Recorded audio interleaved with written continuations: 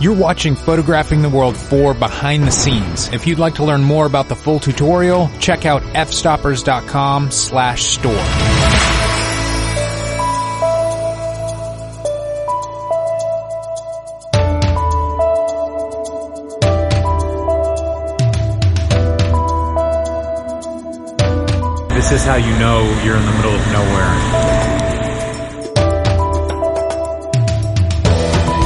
The new releases are like not new at all. We then headed out to scout and then shoot Thor's hammer the next morning. Good morning, everybody, and welcome to Bryce Canyon. I'm set up here just after sunrise, overlooking a spot called Thor's Hammer, which is a really interesting and particular rock.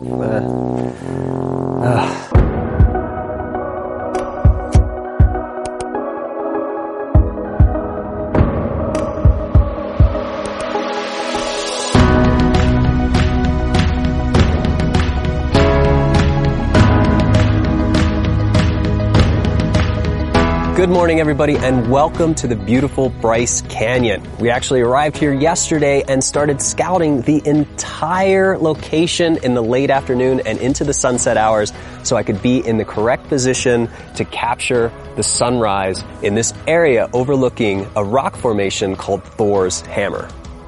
So this is my view, not always with people, but with Lee and Patrick. So they see me, I see them.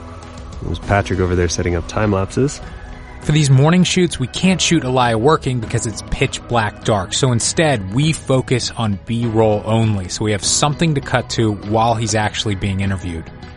So once I had the position locked and I was happy with everything, I had my fingers crossed for a good sunrise, went back to the hotel, got some sleep, and arrived here around 6 a.m. for a 7:30 sunrise. Obviously, framing everything the day before when it was light out was much easier than arriving here first thing in the morning when it was completely dark. We scouted this yesterday, and I didn't like any of these positions. I just kind of settled on this one, and I was hoping that we'd get a good sunrise because sunrise would salvage the scene because the foreground is just okay. It's beautiful. It just didn't have anything stapling it like I wanted it to except for Thor's hammer. But with this sunrise, it's perfect.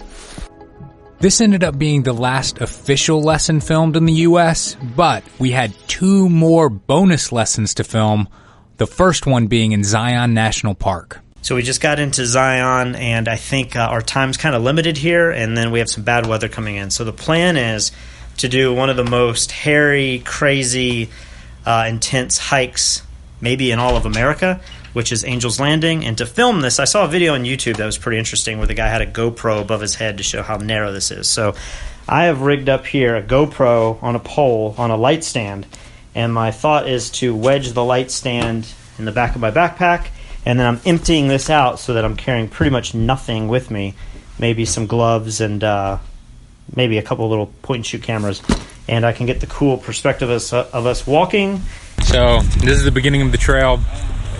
We may be staying out through sunset and then walking back in the dark.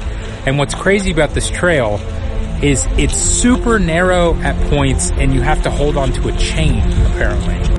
All right, so here's the path. This is where we're going. You might be able to see some people up there. But to get there, that is what we're doing. Oh, you can see the little people up there. Yeah, you can see them.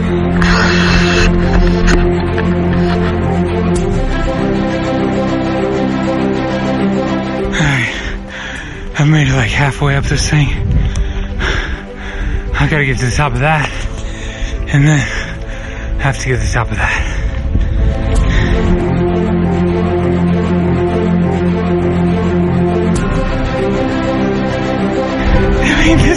This does not even look real. This looks so fake. It looks like a matte painting. So I just spoke to like a 20-year-old guy. He said he quit coming up in a little bit because it was just too scary. And it's a little sketchy already. I mean, there's this chain this whole way and then it just drop off to nothing. So if you let go of this chain in one slip, you are done. And he was like, oh, this right here is nothing compared to what it's about to be. So I'm excited and a little terrified at the same time, I guess. We didn't bring our cameras because we weren't expecting to actually film a lesson, but when we got up there and it looked so incredible, we ended up shooting some B-roll with our cell phones.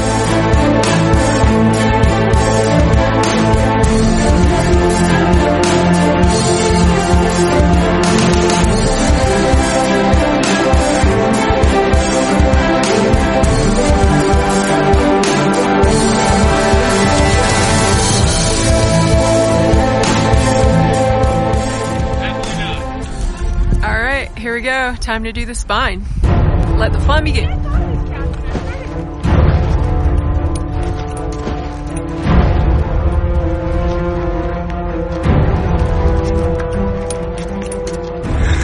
So you get to places like this where you can only go one way, so I'm having to wait here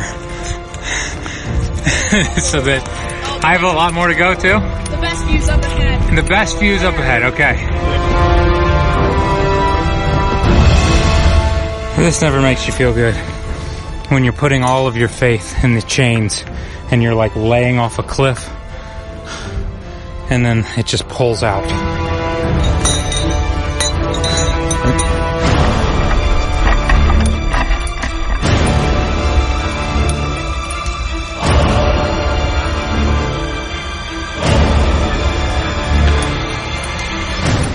Oh my gosh.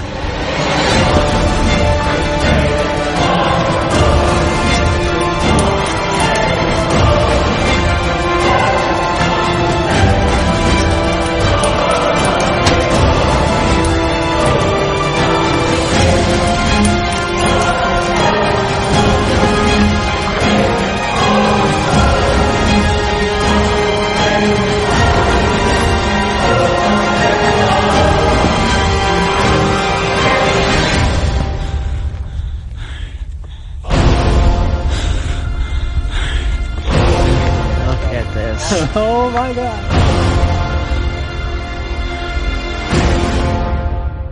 Let me see if you can see where everyone else is going down. How high this is. Oh boy. That makes me a little nervous. I don't like that. Alright. I have made it to the top. I just can walk over there to see the lookout point, and here is the amazing view. I think I'm gonna set up a time lapse. This is the coolest hike I've ever done by far. Elijah has taken us to some pretty incredible places, but I have to say this was the most beautiful thing I had ever seen, and it happened to be in my own country.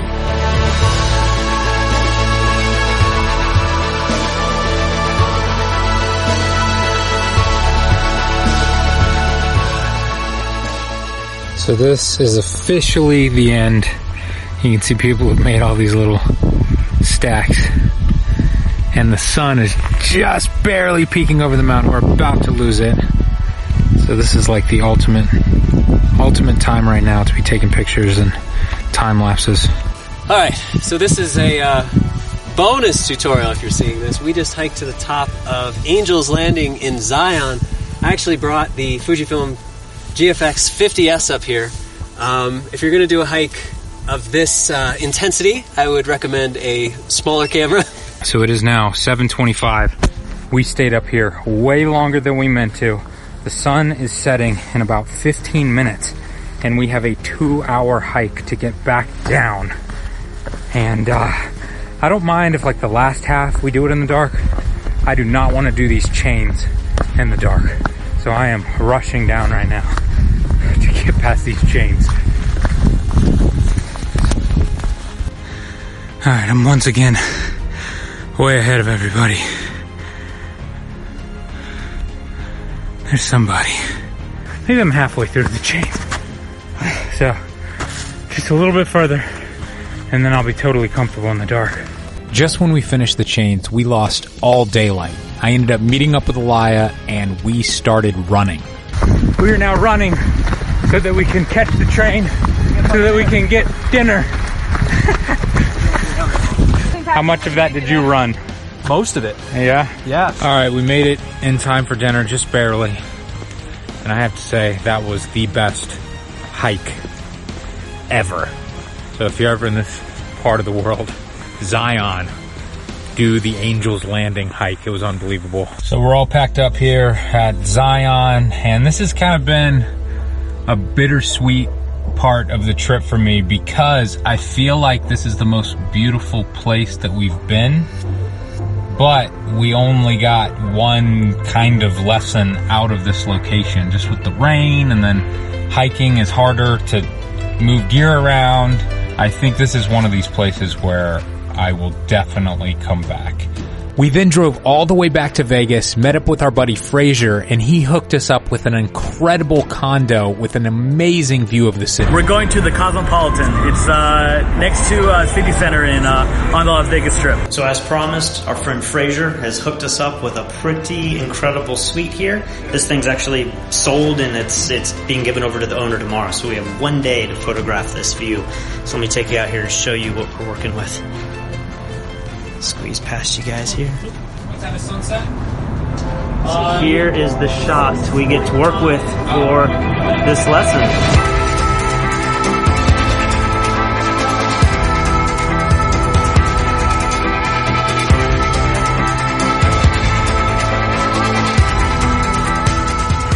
What's up, everybody, and welcome to the 46th floor of the Cosmopolitan Hotel and the view of the Strip of Las Vegas. All right, we got one camera, 2, 3, 4, 5, 6, 7, 8. Do you think we have enough? You have one. Do you? I have. That's this another. This is 9. Are we? No. Are we going to cover this event? No. Okay, here's going. 10.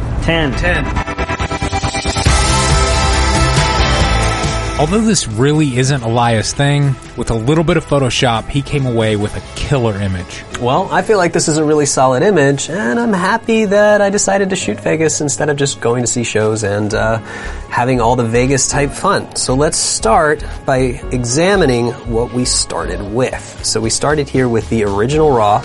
After that, we adjusted it. We obviously corrected the sky. We bent those edges out. Then we added the lights. We added the fountains, we brightened everything else around it, and we desaturated a little bit so it fit. We also removed a very, very disruptive object from the background, and then we applied the camera raw filter to bring those colors in, did our mid-tone adjustments, and sharpened everything. So it turned into that. So in the beginning, we started here. In a few short minutes, we went from here to here. This wraps up the North American half of photographing the world behind the scenes, but join us next week because 1 year later, we head down to South America to finish off this tutorial. To learn more about photographing the world 4, head over to fstoppers.com/store.